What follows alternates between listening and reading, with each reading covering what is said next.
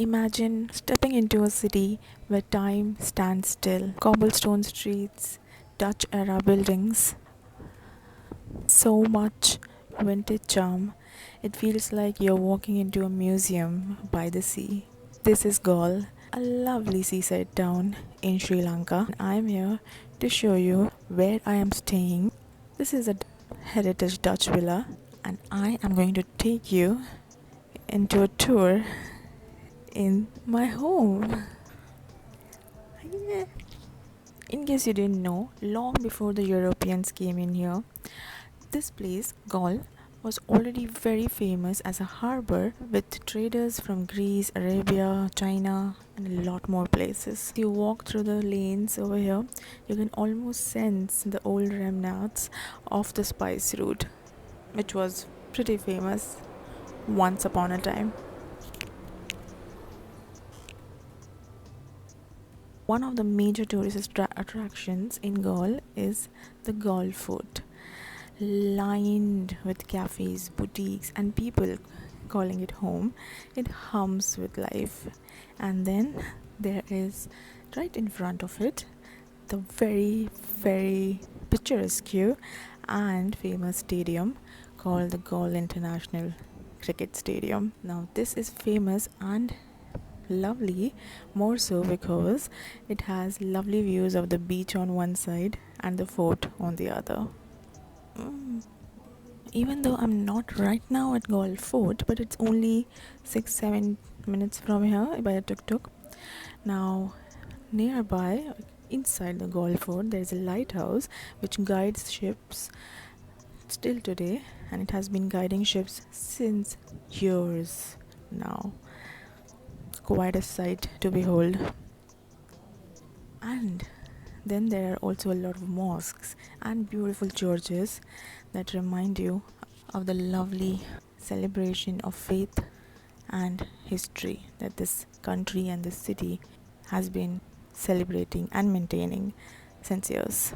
The most important thing is getting here is crazy and beautiful too.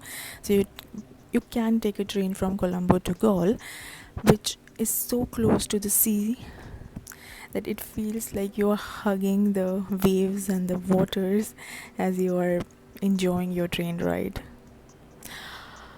Now, if you ask me, have I taken that train yet? No, but that is on my to-do list.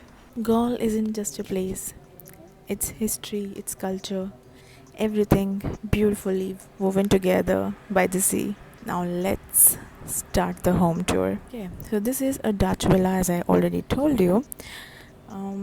So it has all those beautiful vintage charm, like the roof that you can see,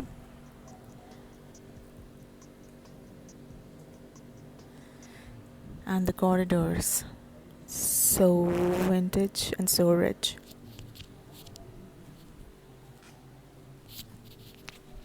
Now I'm staying on the top floor, and the ground floor has another tenant.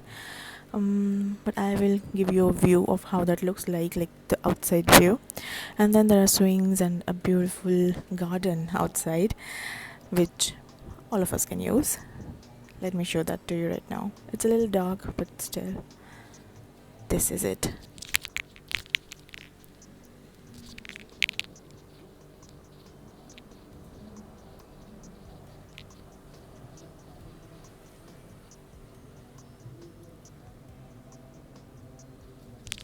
And this is the path from which you enter and go.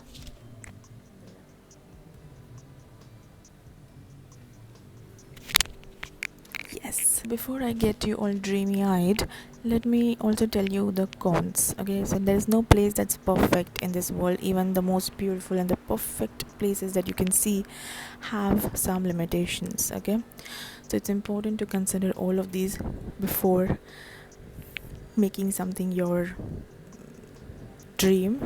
Okay, so one of those things is it becomes quite dark and isolated over here, because mostly you won't find new apartments or flats. There are a few that are coming up, but not many. Okay, so most of them are independent buildings, independent villas like this, like the one I'm staying in, and you can see it's pretty dark, absolutely dark outside.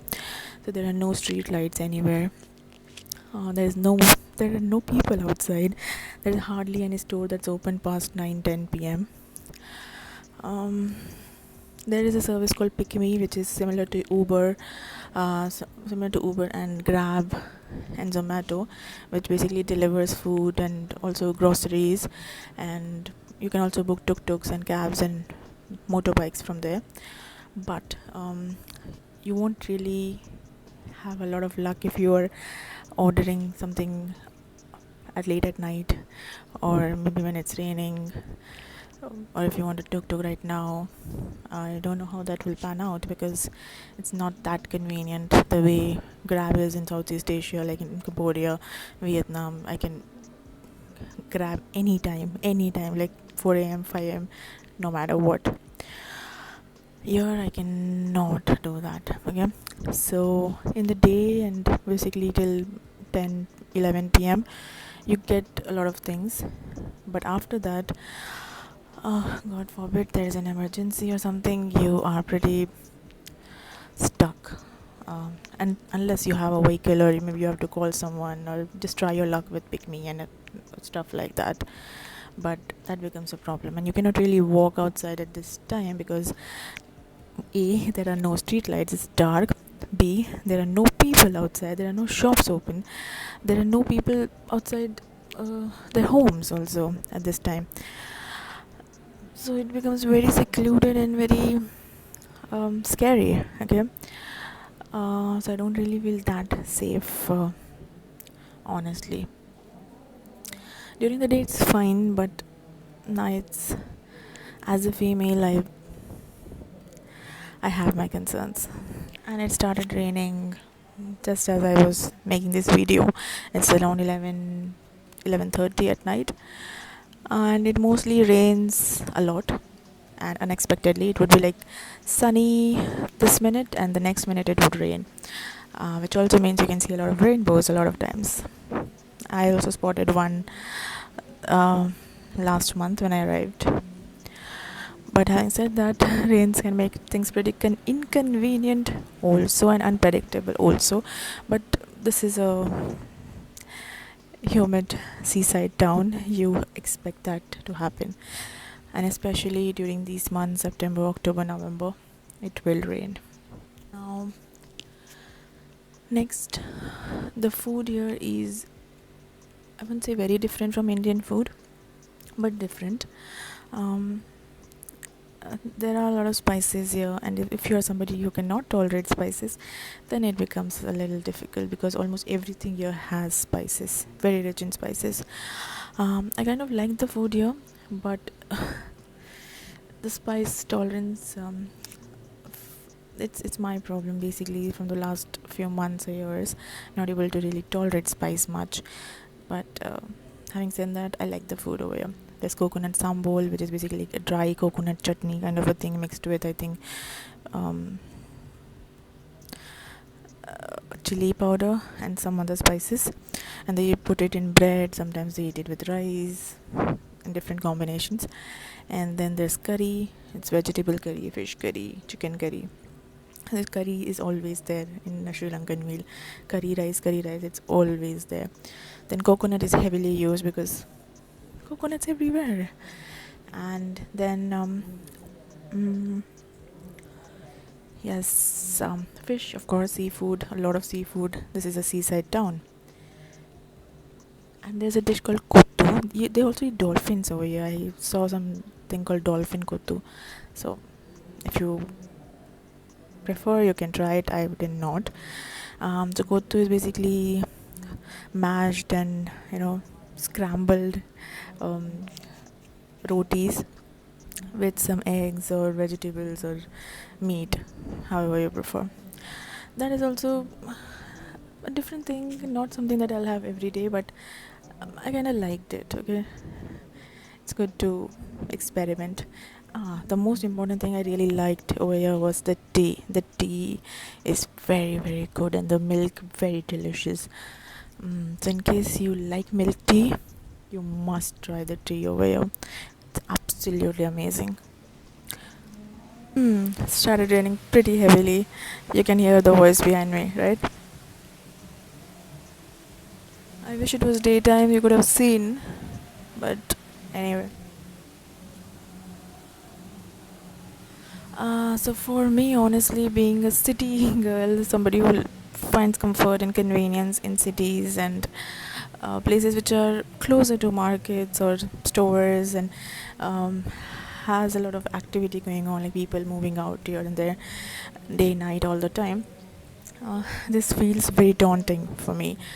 Uh, I feel quite anxious a lot of times because there is literally nobody anywhere, and I like to see people moving around. I understand this is a different lifestyle, but something very difficult for me to adapt to. But if you are someone who likes peace and who loves this kind of lifestyle, you would love it over here.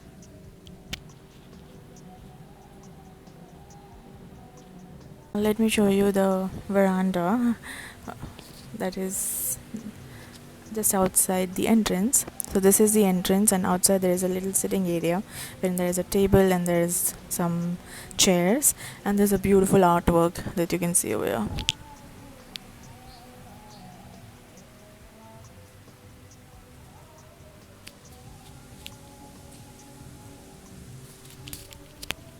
Amazing, right? And the wood, the quality is absolutely amazing. It's aged, it's vintage, and it's perfect.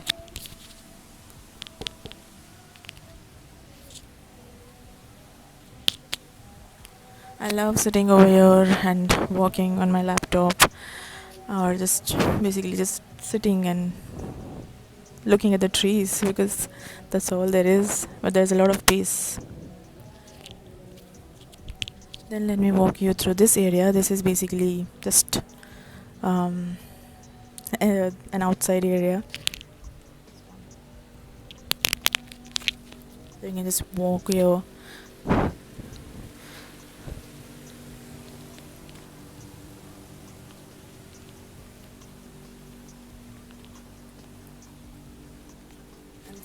This side are the rooms, which you can see the windows of the bedroom and everything. We'll go inside in a while. And this is of the bathroom. And then this side is a toilet outside also, and a washing machine here. This side, yes, you can see a washing machine, and then there is a toilet outside too in case you want to use. And there's a back door over here. So if I open this from inside, then you can basically go in from here or from the main door.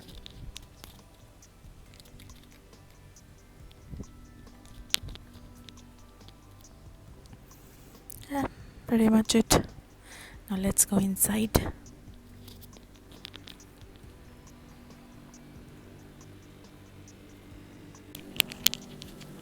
You can also see the windows and how beautifully Dutch and vintage these are. See?